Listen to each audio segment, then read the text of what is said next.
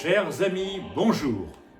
Nous sommes aujourd'hui le jeudi 12 mars 2026 et nous vous accueillons avec l'hymne ukrainien pour rendre hommage à ce petit peuple courageux qui, depuis 4 ans, affronte une guerre horrible d'invasion. J'exprime toute ma solidarité au peuple ukrainien, au nom de la démocratie et au nom d'une certaine idée de l'Europe, l'Europe des droits de l'homme, l'Europe du pluripartisme politique, l'Europe de l'équilibre, l'Europe de la liberté d'expression des pensées, des religions, des philosophies. Et face à cette Europe, nous avons les dictatures et nous avons des psychopathes. Et je vais vous parler aujourd'hui de la psychopathie. Il ne faut pas confondre la psychose et la psychopathie. La psychose, c'est une maladie mentale. Ça relève de la compétence des psychiatres. La psychopathie, ça relève des prisons et ça relève du délit et du crime. Un psychopathe, vous en avez qui a 12 ans ou 14 ans, des psychopathes torturent des chats, des chiens, des hérissons, et qui à 20 ans, 25 ans ou 30 ans tuent des humains ou commettent des vols et des escroqueries sans se soucier le moins du monde du mal qu'ils occasionnent à autrui. Et c'est ça qui définit, sociologiquement parlant, psychologiquement parlant, le psychopathe. Le psychopathe, il a une froideur affective totale. Il ne ressent aucune émotion. Il n'éprouve face à la souffrance d'autrui aucune empathie. Ça ne le gêne pas de tuer. Les tueurs en série, les Guy Georges, les Francis Holm, sont des gens qui n'éprouvent aucun sentiment face à leur victime. Que cette victime soit humaine ou qu'elle soit animale, la souffrance laisse indifférent le psychopathe. En politique, connaissez-vous des psychopathes? Oh, je suis sûr que vous n'avez pas besoin de chercher très longtemps. Quels sont les dirigeants planétaires qui actuellement peuvent assassiner des opposants, déclencher des guerres, tuer des dizaines de milliers de personnes, vieillards, femmes, enfants, hommes de tout âge, sous les bombes, ou par le poison, ou dans des prisons, et qui n'en éprouvent aucun malaise, qui même pavanent avec arrogance devant leur télévision et commentent une guerre comme un gamin de 10 ans commenterait une bagarre dans une cour de récréation. Oui, les psychopathes en France, nous en avons dans nos prisons des tueurs en série, et il y en a dans le monde. Poutine est un psychopathe. Il assassine ses opposants. Il fait vivre son peuple sous le joug et sous le knout. Il a déclenché une guerre d'invasion intolérable. Netanyahou, c'est par ordre de entrer en scène, j'en fais rentrer 3. Netanyahou, qui est également croupi sous un monceau de cadavres. Combien? 100 000, 150 000, 200 000? Combien a-t-il de morts sur la conscience? Enfin, pas la conscience, il n'en a pas. Il n'en a pas.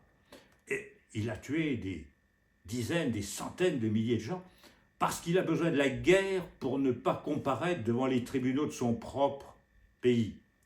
La guerre, c'est la vie de Netanyahou. Et la vie de Netanyahou, c'est la mort des autres. Et puis Trump, le dernier entré en scène, qui vient de déclencher une guerre par jeu, parce que pour lui, évidemment, maître de la technique absolue, il peut se rendre maître du monde, assassiner qui il veut, dans le mensonge le plus total et dans un univers orwellien qui suscite d'ailleurs des commentaires. L'univers orwellien, c'est ce qu'un documentaire actuel rapporte, c'est 2 et 2 font 5. Car dans ce monde-là, on ment. Et on ment effrontément.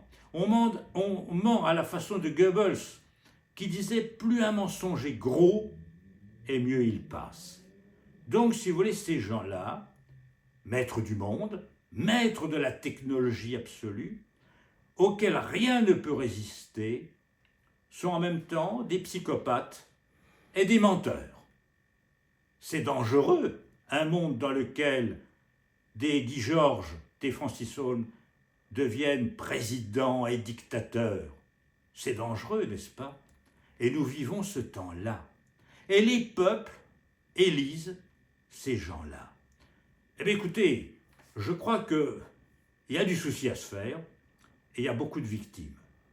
Alors évidemment, il y a des guerres. Il y a la guerre actuelle contre l'Iran.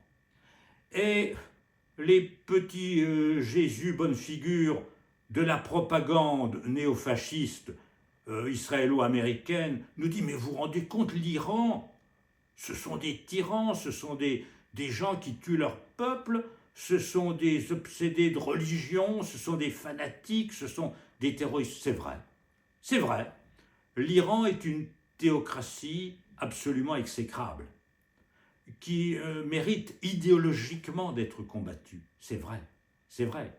Le Hamas palestinien est un mouvement aussi religieux, donc fanatique. J'ai toujours dit que les religions foutent la paix au peuple. Les religions, c'est là pour consoler les hommes de devoir mourir un jour, mais ce n'est pas pour donner des prescriptions de vie. Ce n'est pas pour se mêler de politique. Quand une religion se mêle de politique, c'est le fascisme. Et il y a un islamofascisme. L'Iran, l'Afghanistan, le Pakistan, l'Arabie saoudite sont des régimes fascistes, incontestablement. Mais la seule différence qu'il y a, c'est que ce sont des régimes qui se battent à coups de lance-pierre. Les menaces que ces pays-là font peser sur le monde sont dérisoires. Ils n'ont même pas les moyens vraiment de se défendre. Quand les dirigeants iraniens crient mort à Israël, c'est de l'incantation d'opéra. Ils n'ont absolument pas les moyens techniques de porter des coups à leurs adversaires.